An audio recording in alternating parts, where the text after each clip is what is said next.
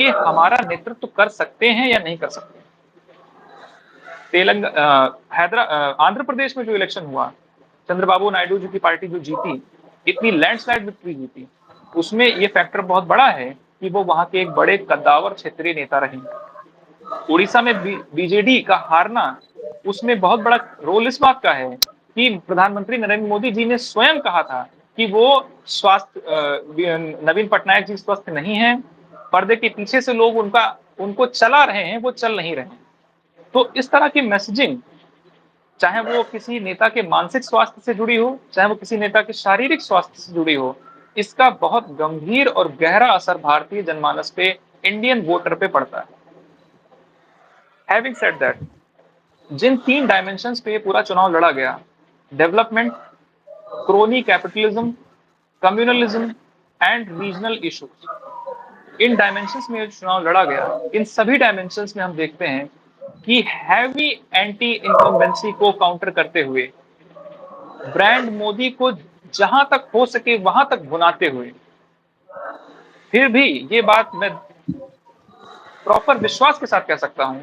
कि still it is only Modi plus BJP, this combination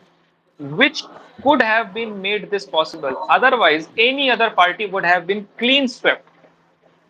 and would have been thrown out of power. Because after 10 years rule, because today's India is not Nehru's India.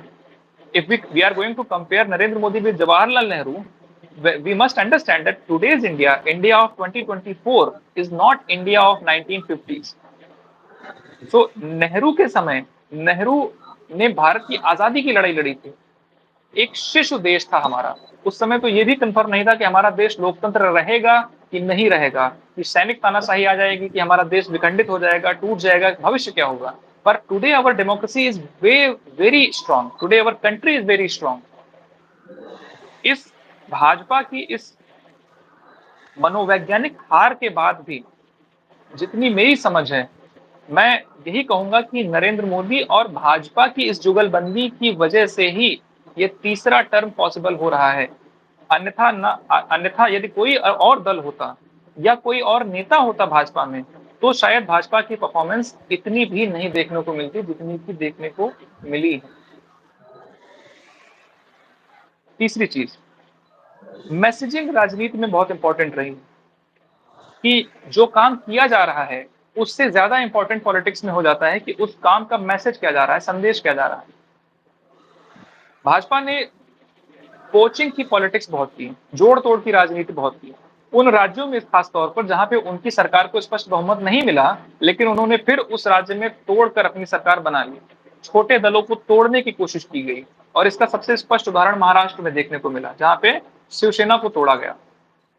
अब महाराष्ट्र के हम अगर mandate को देखते हैं तो हमें दिखाई देता है कि जो राज्यों की अस्मिता है, जो लोगों की साइकोलॉजी है सेंटर वर्सेस स्टेट की तरह देखने की,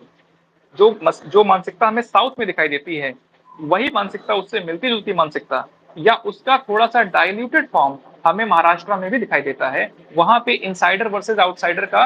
कार्ड खेला जाता है। तो वहां पे जो ये मैसेज गया कि दिल्ली में बैठे लोगों ने जनता के आदेश का अपमान किया, जनता की सरकार को हटा दिया या उन लोगों को हटा दिया जिनको चुना गया था, उस इन्फ्लुएंस के अगेंस्ट जनता लामबंद होती है। वहां पे एक, आप कह सकते हैं कि एक भावनात्मक अपील उद्धव ठाकरे ने की और उस भावनात्मक अपील का भारत की जनमानस पर असर हुआ, क्योंकि भारतीय जनता स्वभाव से एक इमोशनल पॉपुलेशन है और वो इमोशनल पॉपुलेशन इमोशन पे इलेक्शन में वोटिंग भी करती है। भाजपा ने महाराष्ट्र में कोई ऐसा नेगेटिव काम नहीं किया था, लेकिन अब एनालिसिस के हिसाब से लोग ये कह सकते हैं कि अगर भाजपा ने उस सेना को ना तोड़ा होता, अगर भाजपा केवल अकेले चुनाव लड़ती, तो भाजपा शायद बेहतर परफॉर्मेंस करती जितना कि उन्होंने अब किया है।